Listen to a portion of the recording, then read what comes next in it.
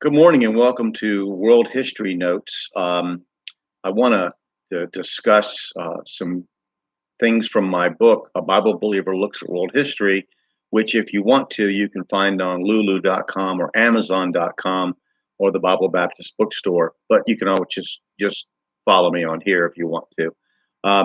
So we're going to start here with a little bit more information about ancient Egypt. So bear with me here. Will Durant, from his 11-volume epic, The Story of Civilization, dates the beginnings of Egyptian civilization at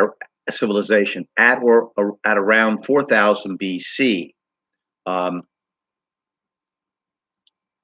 Whereas, just a moment here, bear with me.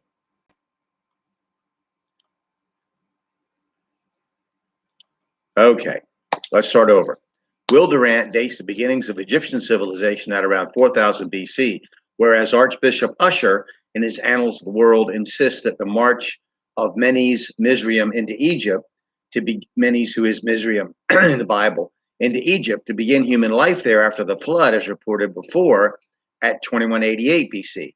One of the ways he arrived at that date was by accepting the statement of Constantinos Manasses that Egypt existed as a state for 1663 years until Cambyses of Persia conquered it.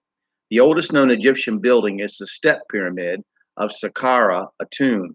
In fact, if Egypt were known for nothing else, it would be known for its elaborate tombs, and it is proper and fitting that the book of Genesis ends with the words, "in a coffin in Egypt." Egypt was a civilization obsessed with death and the afterlife. Traditional historians tell us that the first great king of Egypt, the tyrant and pyramid builder Khufu, ruled about 2500 BC.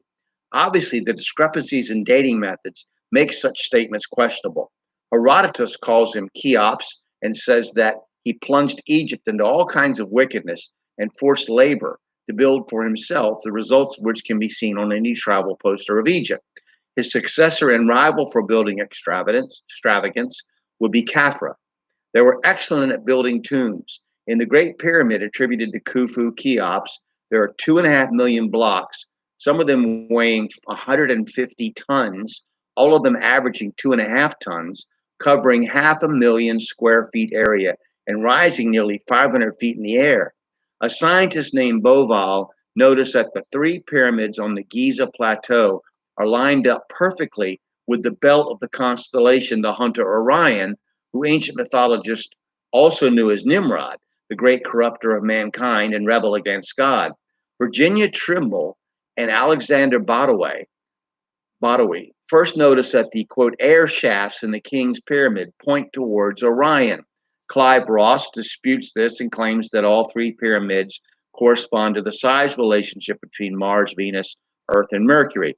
All of this in spite of no one finding one shred of evidence on the Giza Plateau that the ancient Egyptians knew anything spectacular about astronomy. Another pharaoh of note was the one that traditional historians call Pepi II. His reign of 94 years, traditionally dated in the middle of the 3rd millennium BC, is the longest reign in Egypt's history. Egypt's early history is divided into the Old Kingdom and the Middle Kingdom, but these are designations given by modern Egyptologists, not the ancient Egyptians themselves.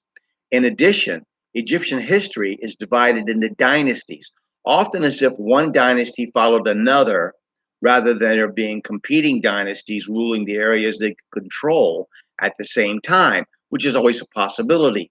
The first dynasty begins the Old Kingdom. The alleged pyramid builder Khufu would be from the 4th dynasty. Pepi II would be from the 6th dynasty. After that, there's supposedly an intermediate period. We know that means the evidence that has been found upsets the continuity of the scholars' dating preconceptions. I talked about that already. Then the 8th and 9th dynasties through the 11th finish the Old Kingdom.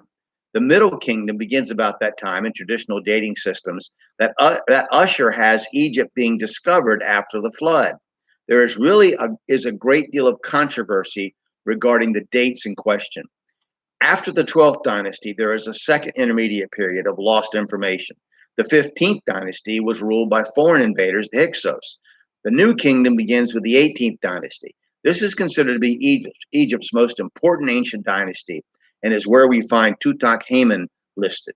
The third intermediate period finds Egypt ruled by priests. The 22nd dynasty was Libyan. The 25th dynasty begins the Late Kingdom, and traditional dating coincides with the rise of Babylon, Assyria, and finally the 27th is a Persian dynasty. The Greco-Roman era begins with the conqueror Alexander, who had himself declared the Son of God while in Egypt to bolster his authority.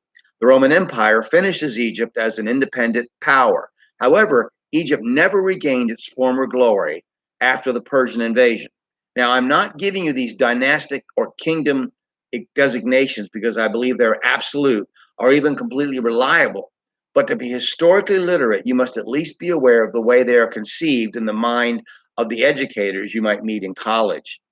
The common Egyptians lived and died based upon the seasonal flooding of the Nile River for growing crops and for transportation of those crops.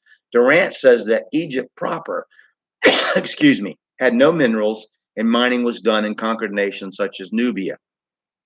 You know what? I think I'm going to stop there with the dynasties and the kingdoms and talk about the common Egyptians because that'll segue into Abraham and move on from there and arts and things like that. So let's stop there for today and we'll pick it up the next time. Thank you for watching my world history notes.